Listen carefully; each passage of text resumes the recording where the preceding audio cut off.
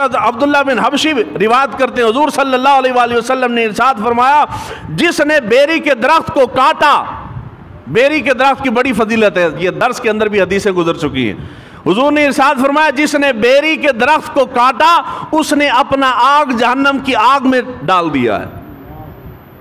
یہ صحیح حدیث مبارکہ ابن ماجہ کی، ابو داؤد شریف کی حدیث ہے اور مشکاۃ شریف کے اندر ہے۔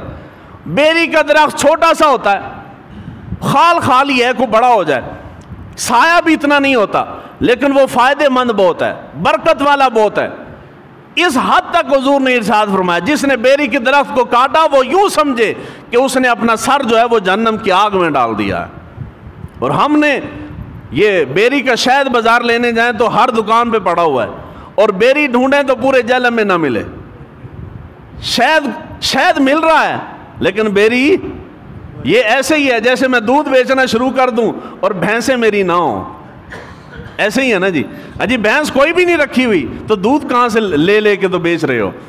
درخت سارے ختم ہو رہے ہیں، جنگلات سارے ختم ہو رہے ہیں، لیکن شہد ہر جگہ پہ خالص پڑا ہوا ہے۔ جنگلات کا خالص شہد دستیاب ہے، بیری کا خالص شہد دستیاب ہے۔ نہ بیریاں رہی ہیں، نہ درخت رہے ہیں، نہ جنگلات رہے ہیں۔ یہ جو فارمی مکھی آئی ہے اس نے قدرتی مکھی کے اوپر حملہ کر کے، یہ قدرتی مکھی کی قاتل یہ فارمی مکھی ہے، اس نے ان کو مار دیا، شہد پھر بھی ہمارا خالص آ رہا ہے۔